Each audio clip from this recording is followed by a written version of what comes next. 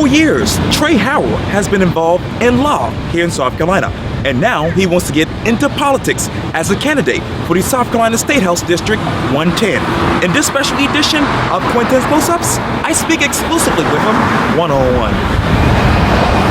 Trey, it is so good to see you. So good to see you as well. It's been a little while. Yeah, we actually saw each other on the market with you and your That's wife, right. Amber, and the daughter Lucy. Thank you. Yes, she is. We were there on the street, and we went for a little Sunday stroll. Yes. Had a good time post-church, and ran into you bringing people into the restaurant. Yeah, Marcus Shoe Deli. Always fun to run into you. I appreciate that, Trey. Yeah. And let's talk about now, because I believe it was January 29th when you held a fundraiser. Mm-hmm. Because, as you know, you're running for State House District 110, Yep. which is now currently held by Chip Limehouse, that is. And I'm wondering, when you think of that seat, why Trey Harrell, why now? You know, that's a question that my wife and I sat down and talked about for a little while, and you know, we decided when my daughter was born that it was time to get involved and do what we can do to make the Low Country the city that it is and the area that it is, and keep it growing strong like it is. You know, we are so blessed to live where we live. Yes. And we need to keep that moving forward and keep it that way. And that's why we decided that it was time for Amber and I to get involved and run for office. And from what I understand, you want to touch on issues such as transportation, education, and infrastructure. I can tell you that the focus of my campaign is going to be economic development and making and maintaining Charleston, Mount Pleasant, and the Low Country the best place to live possible. And by doing that, we have to focus on two main goals. We have to improve our infrastructure, and we have to improve education. Because the only way we're going to recruit business to bring jobs and to create jobs is to improve those two areas. Number one, education is something that we definitely have to focus on. There are two phenomenal programs that are going on right now that just don't get enough attention, that I think that we need to focus on and see if the state can help and improve them even more so. One is the Career Academy that's put on by the Chamber. Oh, yeah. There's just a phenomenal program that teaches kids in high school STEM skills so that they can get the Volvo job and the Boeing job, and we're not having to go find other folks to get those jobs. We can have homegrown talent. Yeah. The other is Cradle to Career, which is put on by Anita Zucker. She's a big proponent of that.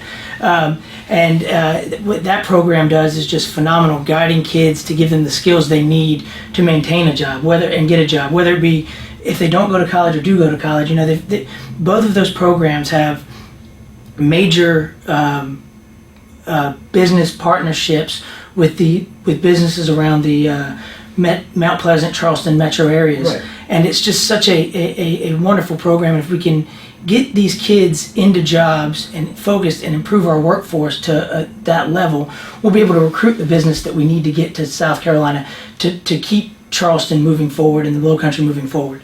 The other issue is we've got to fix the infrastructure. Sure. We've got an issue right now where, you know, I wake up regularly in the morning and get an alert that says that it's going to take 90 minutes, 120 minutes to get from Somerville to downtown. And, you know, that's a major problem. Because we've got individuals who are employed down on the peninsula, but the other major issue we've got is these trucks coming in from the upstate. They've got to get to the port to get the goods that were made out. And if we don't improve the roads and get 26 properly widened properly, then what's going to occur is they're just going to they're just going to pop on 95 and go to Savannah, or they're going to go to Wilmington, and we're going to have a major problem with the port, and we can't have that, because that's something we just can't have happen. Yeah. And you know, I understand too that you are a third generation Charlestonian. I am proudly third generation. My grandfather moved here when my dad was 3 years old, and we have been very proud to be a part of Charleston from Orangeburg. Actually, Orangeburg County, where my wife is from. And moved down here, and they actually moved over to Mount Pleasant when they first came down. They had a house over on Coral Street. My dad went to Mount Pleasant Academy for a few years. But you know, I'm very proud of what my family has done and the way they've been involved in this town and this area and this state.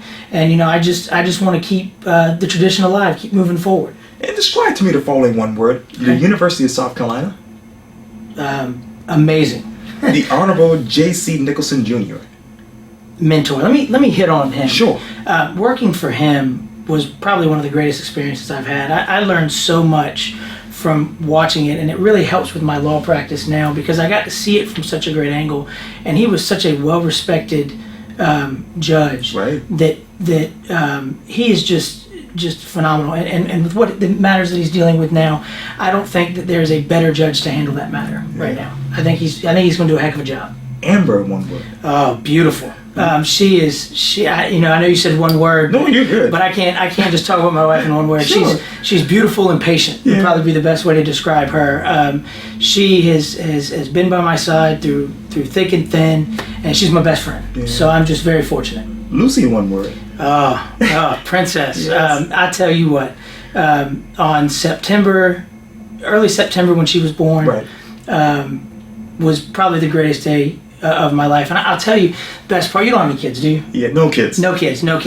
I'll tell you, when you have a kid, it totally changes your perspective and really grounds you. It's just she is just phenomenal. You know, the best thing that I get to do is I wake her up every morning before I come into work most mornings, and that smile on her face just it lets you know everything is right, and it puts your day in perspective. First Baptist.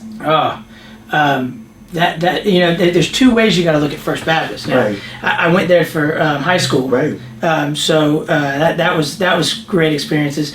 And Amber and I are currently members of First Baptist. In fact, that's where my wife and I were married. Wow. So describing First Baptist in one word would be tradition. Yes. Tradition. Yeah. Yeah. The Pepper Law Firm.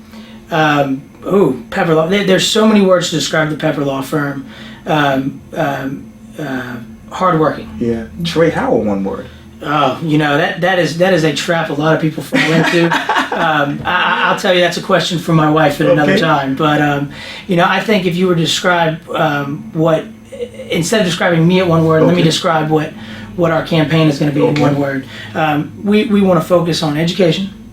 We want to promote strong families. We want to protect the rule of law, and we want to ensure economic success for this region and to keep it growing the way it's going. Wow, that's awesome. That's the goal. That is awesome. Yep. Well, Trey Howard, thank you so much for your time. I really appreciate it. Thank you so much. I appreciate it. it. Thank you. Yes.